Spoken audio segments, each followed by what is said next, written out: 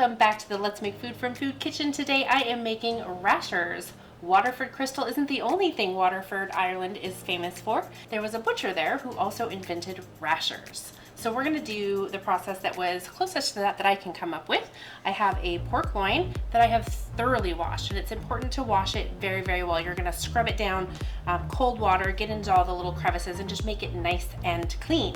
This is just over 2 pounds of pork loin, and I'm going to leave the fat on. So the next thing I have is 3 quarts of water, and that'll be good for this amount of pork loin. The first thing I want to do is take my container, and I usually prefer glass, but this is what I have for this size of a brine for right now that'll fit in my fridge. So I'm just going to pour all this in, and 1 quart is 4 cups, or you can use a mason jar if it's the quart, but you have to fill it all the way to the very top, otherwise it's not quite that quart. And the reason this is important is for your ratios of salt. So that's poured in there, and I'm just going to set it right over here. I have some ingredients to pour in. This is kosher salt, and you just dump everything in there. This is sugar. This is organic sugar, cane sugar. I don't know how many times I need to say sugar, but at least once more. Granulated garlic. That is 5 tablespoons. 5 tablespoons. And then the last thing I have is pink salt. If you've never worked with pink salt before, please know that it is not something you can consume directly. So don't sprinkle it on things and then eat it. It's got to be used in a brine or in something like that. You can't eat it directly. It is toxic that way, so do not do that. So I'm going to just pour it in there. And this is measured in grams.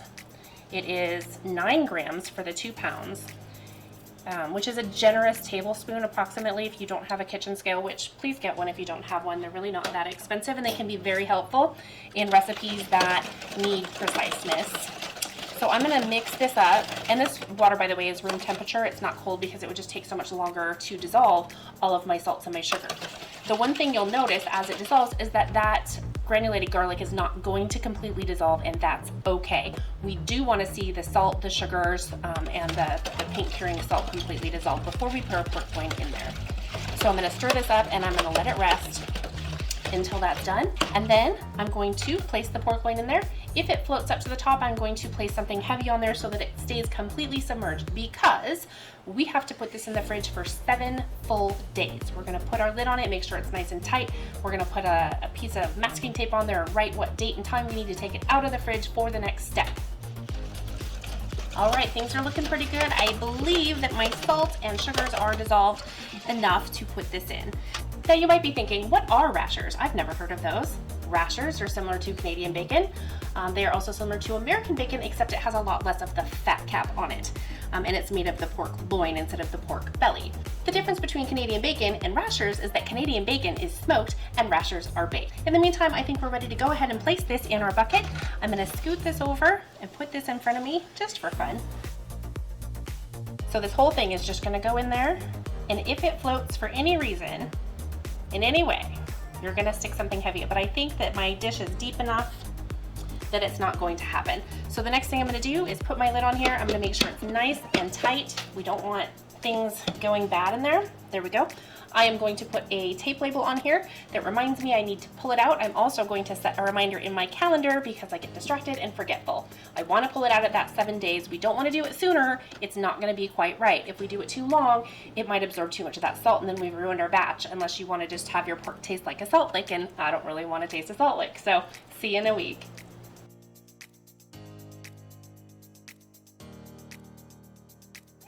Our 7 days are up. It is time to finish up our rashers. So the first thing we're going to do is wash it off, and we're going to wash it off just as well as we did when we cleaned it the first time, especially if you're making it the way of rashers and baking it. If you don't, that outside could be really, really salty. If you're going to smoke it, it wouldn't be as bad, and smoking it is how you make the Canadian bacon version of it, but I am baking it, so I'm going to wash it just as well as I did when I first prepared it.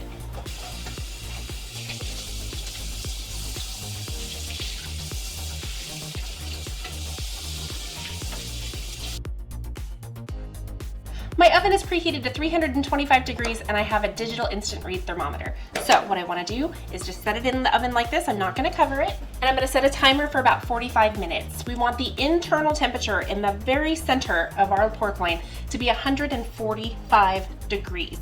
So I'm going to keep checking it, starting at about 45 minutes until it reaches that temperature. How long that takes for you really depends on how thick your pork loin is and how much it weighs. So all of those varying factors are going to really determine how long it takes. So when I tell you it's going to be an hour when it took 45 minutes and now it's overcooked because it was small, or it's undercooked because you got this big 5-pound pork loin and you only put it in for 45 minutes. So use your thermometer, let that be your guide, 145 degrees.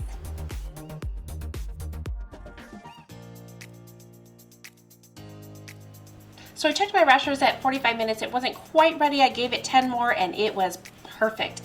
I let it cool for 20 minutes, which you should do as well. And I'm just going to take a slice off of here. And this is something that should be relatively thinly sliced, so that's probably a little thick.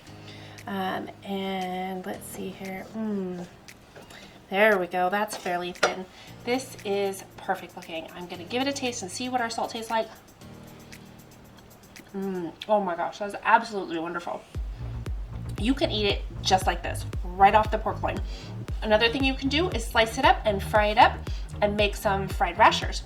One thing I wouldn't do is slice it ahead of time. Just slice it as you use it, put the rest in the fridge tightly wrapped up, and let it rest in there for up to 10 days.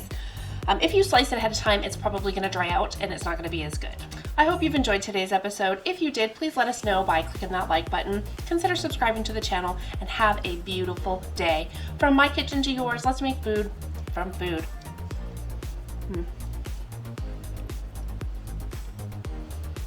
That's one bored puppy.